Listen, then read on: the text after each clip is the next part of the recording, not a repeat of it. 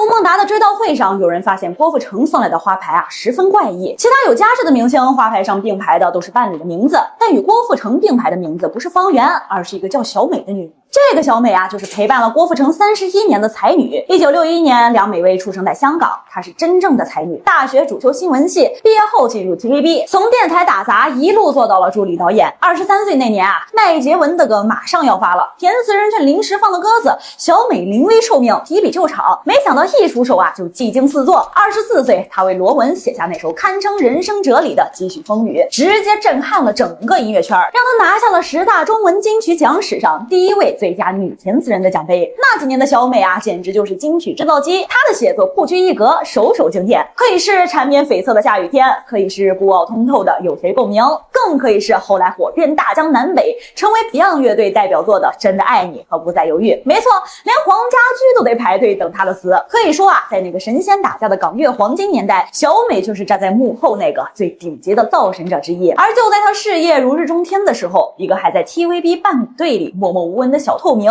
闯进了她的视线，他就是郭富城。那时的郭富城空有一副好皮囊，却没门路没资源，只能在梅艳芳、周慧敏这些巨星的身后当人肉背景板。但小美却从这个年轻人的身上看到了不一样的光芒，她动用自己所有的人脉，为郭富城争取到了一个改变他命运的机会，赴中国台湾拍摄一则机车广告。广告一播出，郭富城那张帅得人神共愤的脸和那阳光又带着点忧郁的气质，瞬间引爆了台湾市场。紧接着唱片公司为他打造了那首火遍大江南北的《对你爱不完》。郭富城一夜之间从一个小伴舞飞升成了与刘德华、张学友、黎明并驾齐驱的4大天王之一。而就在郭富城红得发紫，准备衣锦还乡时，老东家 TVB 却不干了，他们拿出合约，反咬郭富城违约，试图以封杀为威胁，强行续约。关键时刻又是小美站了出来，她不惜与老东家 TVB 反目，动用自己所有的法律和人脉资源力挺郭富城，最终帮他打赢了官司，恢复了自由身。经此一役，两人彻底结成了生死同盟。1993年，小美做出了一个让所有人大跌眼镜的决定，她辞去了在 TVB 的高薪厚职，放弃了自己那前途无量的填词人事业，转而成立了一间工作室，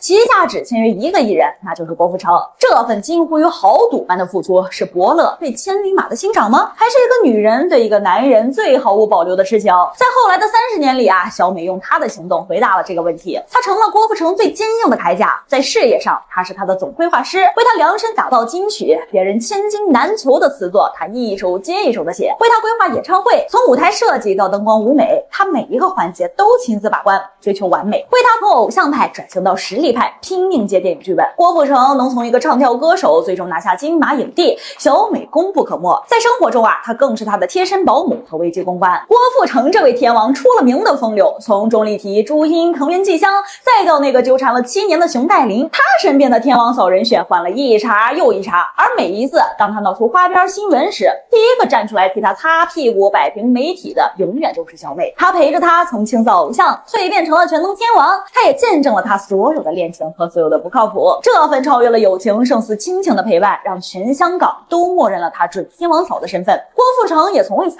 驳过，甚至会在领奖台上轻易地称呼她为小美人。所有人都以为这对携手走过了半辈子的战友最终会修成正果。然而2017年52岁的郭富城突然宣布结婚，新娘不是那个陪伴了他近30年早已两鬓斑白的小美，而是一个比他小22岁出身农村的小网红方圆。在婚礼上小美作为男方的家长代表坐在主桌，她面带微笑，看着自己守护了一辈子的男人为另一个年轻漂亮的女孩戴上了婚戒。那一刻她脸上的笑容到底藏着多少难以言表的苦楚和不甘，我们不得而知。为什么31年的不离不弃，最终却敌不过一个从天而降的小网红？或许这就是郭富城这个创1代男人最精明也最残忍的算计。小美对于郭富城而言更像是这种角色，她是他的合伙人，是他的战友，是他的军师，甚至是他的妈。他们之间有恩情，有义气，有利益的深度捆绑，但唯独缺少了那种能让他产生掌控感和新鲜感的爱情。而方圆呢，他的出现恰恰满足了郭富城在晚年对婚姻的所有需求，年轻、